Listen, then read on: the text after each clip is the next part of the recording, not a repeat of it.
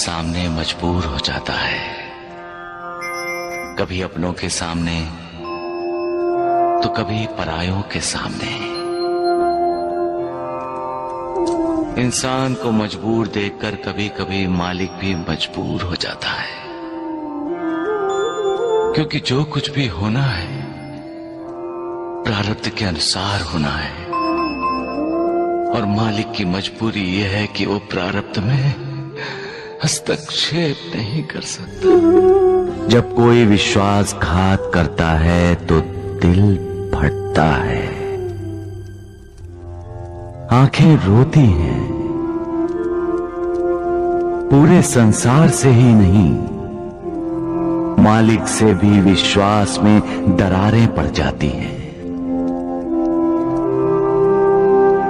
लेकिन मालिक पर अपने विश्वास को कभी डोलने मत दो। हालात कितने भी बुरे क्यों ना हों, मालिक का साथ होगा तो सारी मुश्किलें हल हो जाएंगी। राजा हरिश्चंद्र की मिसाल तो सबके सामने है। राजपाट, धन दौलत, राजमहल सब छिन गया, यहां तक कि उसकी बीवी और बच्चा भी उससे अलग हो गए। फिर भी राजा हरिश्चंद्र का विश्वास नहीं डगमगाया, कभी सच्चाई का साथ नहीं छोड़ा। सच क्या है? सच कौन है? सच ईश्वर है, सच भगवान है, सच मालिक है। बस एक वो ही सच है, बाकी सब मिथ्या है, झूठ है। हर चीज का अंत है, उसका नहीं। वो अनंत है, सब जानते हैं।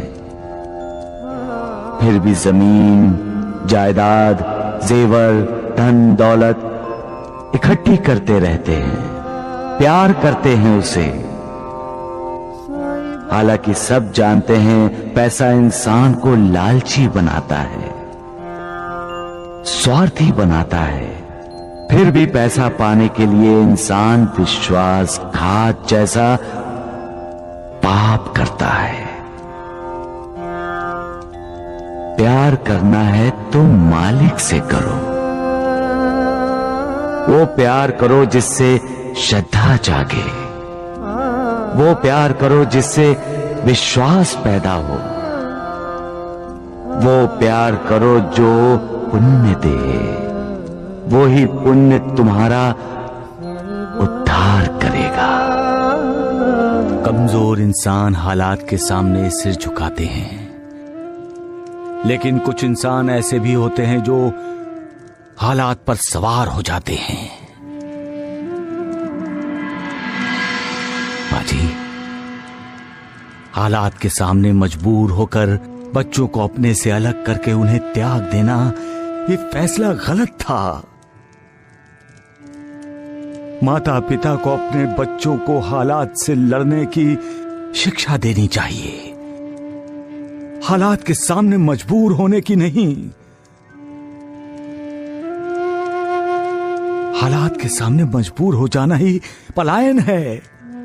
ये सोच ही इंसान में निराशा को जगाती है। आपके बेटे और बहू ने बच्चों को त्याग देने का फैसला लेकर अपने बच्चों को कौन से संस्कार दिए मां जी? मां जी, हर इंसान की जिंदगी में बुरे दिन आते हैं।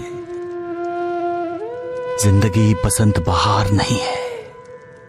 यहां रोशनी है तो साथ में अंधेरा भी, यहां उदय भी है और यहां अस्त भी। यहां दुख भी होते हैं और सुख भी। यहां कुदरती सूखा पड़ता है तो सूखी भावनाओं का भी पड़ता है अकाल। मां जी, अकाल पड़ना एक कुदरती व्यवस्था है। जो इन सब का सामना करता है, मालिक उसका साथ देता है। जो हालात को मात देने की कोशिश करता है, मालिक की कृपा उसी को ही मिलती है। उसको नहीं माँ जी जो हालात से भागता है, हालात के लिए मालिक को दोष देता है, मालिक की कृपा उसको नहीं मिलती है माँ जी। जो इंसान अपने आप को नहीं ढूंढता वो दूसरों को कैसे ढूंढ पाएगा? जो अपने आप को नहीं ढूंढ सकता, यानी अपने आप को जानना, अपने अंदर की आत्मा का दर्शन करना, अपने अंदर ज्ञान का जो प्रकाश है उससे अपना जीवन प्रकाशित करना। जब अपना जीवन प्रकाशित हो जाए तब दूसरों की खोज आसानी से की जा सकती है। कोई मिसाल दे सकते हो तुम? एक तपस्वी साधु का शिष्य था। कई वर्ष कोशिश करने के बाद भी वो ध्यान नहीं लगा सका। आखिर वो अपने गुरुदेव यानी उस तपस्वी साधु के पास गया। बोला, इतने वर्षों से मैं ध्यान लगाने की कोशिश कर रहा हूं, लेकिन ध्यान लग ही नहीं रहा। तो फिर तपस्वी साधु ने क्या कहा? साधु ने कहा, तुम इस देश के राजा के पास जाओ, ध्यान कैसे लगाया जाता है वो तुम्हें शिक्षा देंगे। एक राजा? हाँ गुरुदेव। वो राजा के पास गया और जाकर उसने देखा कि राजा तो मदिरा और मदिराक्ष में डूबा हुआ है। हाँ गुरुदेव, ऐसा ही हुआ। नर्तकी का नृत्य देखने वाले राजा को देखकर शिष्य लौटने लगा। तो राजा ने उसे रोका, और जब उसे ये पता चला कि शिष्य को साधु ने भेजा है, तो उसने शिष्य को कहा कि अब आए हो तो हमें आतिथ्य सत्कार का अवसर दो, यही? बिल्कुल ऐसा ही हुआ गुरुदेव। आराम शिष्य ने कभी देखा नहीं था। उसे देखने को मिला, उसे अनुभव करने को मिला, और रात के भोजन के बाद जब उसे भव्य और ऐश्वर्य संपन्न शयन कक्ष में सोने को मिला तो वो जी भर के सोया होगा, और क्या? नहीं गुरुदेव, शिष्य एक पल के लिए भी नहीं सो सका। क्यों? क्यों नहीं सो सका? क्योंकि जिस पलंग पर वो लेटा था उसके ऊपर एक बहुत नाजुक धागे से एक तलवार लटक रही थी। ऐसा लगता था किसी भी वक्त धागा टूटेगा और तलवार सीधी उसके सीने में घुस जाएगी। कहानी का ये मोड़ अच्छा है साईं। सुबह हुई, राजा आया। उसने विनम्रता से पूछा, महात्मन, आपको नींद तो ठीक से आई ना?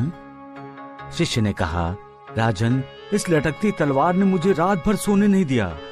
सोना चाहता था, नींद भी आ रही थी, लेकिन बार बार लटकती तलवार याद करके आंखें अपने आप खुल जाती थी।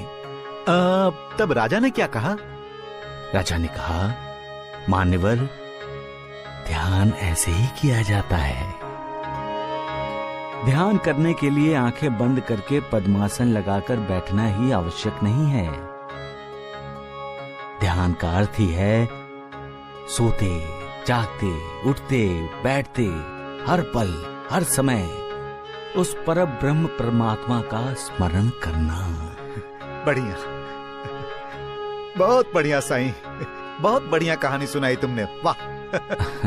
गुरुदेव, जब हम ध्यान लगाते हैं तब हमें हमारे अंदर की आत्मा के दिव्य दर्शन होते हैं, और आत्मा के दिव्य प्रकाश में ही हमें उस निर्विकार के दर्शन हो जाते हैं। इसलिए कहते हैं कि पहले अपने आप को खोजो। सबका मालिक